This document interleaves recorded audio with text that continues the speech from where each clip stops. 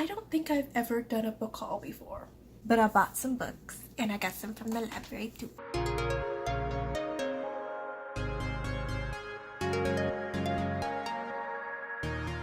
So I have some books. I bought some books. This is the first time I've like bought several books like on purpose. And allowed? Am I allowed to buy books? I don't know. I don't know. But it happened, so now I'm gonna tell you about them. I've got 3 books that I bought and 4 books from the library that I might as well also share. So this is a book haul. It's a book haul. I've never done one of these. I don't know what I'm doing. So for Christmas, belatedly for Christmas, a friend sent me a Barnes & Noble gift card. So I went on barnesandnoble.com. It was for $35. $35. And I went on Barnes & Noble. Where books are a little more expensive, but you know, whatever. There's no Barnes & Noble stores around here, so you know, I didn't have a choice but to go online. The first book that I bought was Oathbringer by Brandon Sanderson. I have not read this book. I have not read the book before it. I have read the first book in the series, and Brandon Sanderson is just one of those authors where, you know, I don't even need to read it to want it. You know, he's just an author that I'll just buy the book and eventually read it. You know, that's just one of these.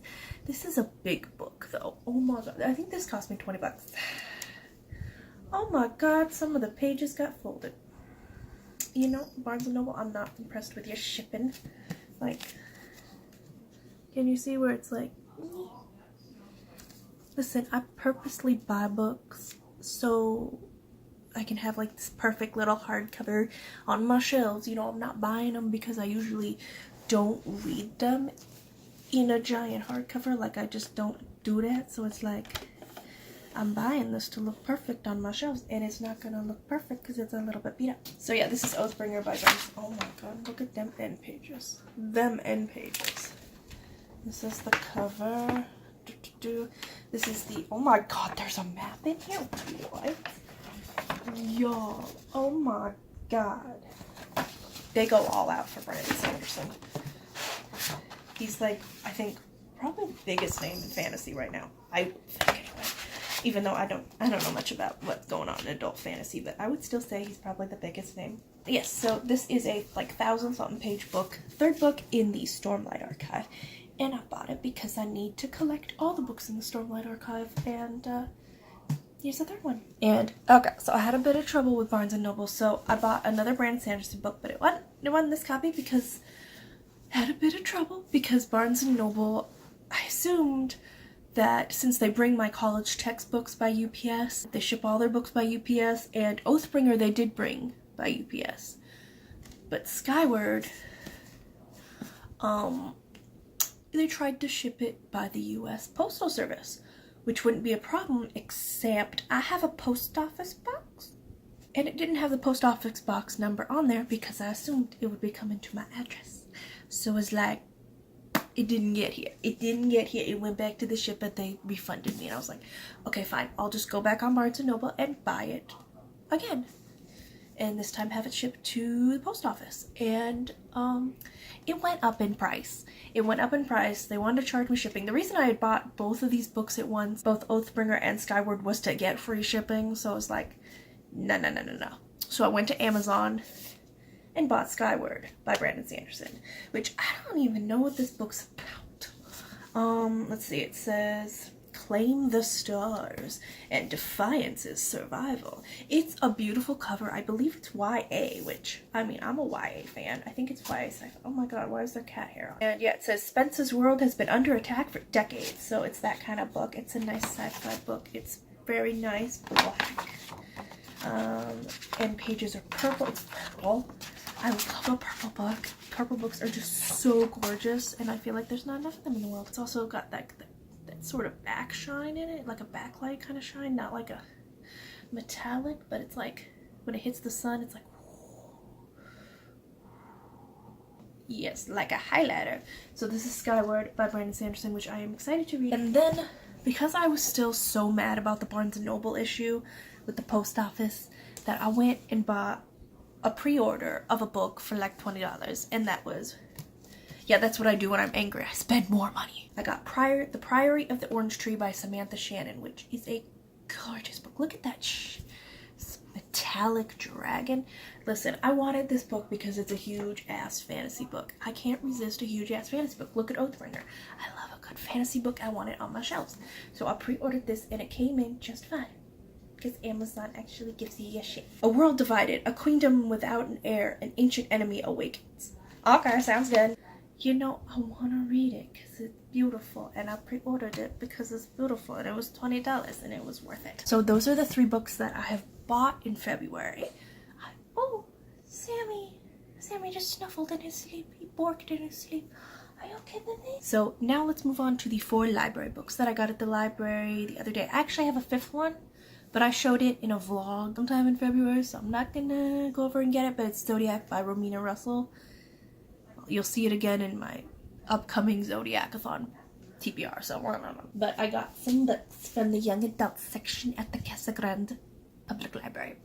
So one book I got was The Lady's Guide to Petticoats and Piracy, which I would rather read an audiobook. Lord, I can't get a hold of it from the library. And I ain't buying audiobooks, I ain't about that. And I don't want to use Audible. And, you know, I loved The Gentleman's Guide to Vice and Virtue, also by Mackenzie Lee, the previous book in this not quite series. I haven't actually heard much praise for this book, so I'm trying to like temper my enthusiasm, because it sounds like people didn't necessarily love it as much as The Gentleman's Guide to Vice and Virtue, which, to be fair, The Gentleman's Guide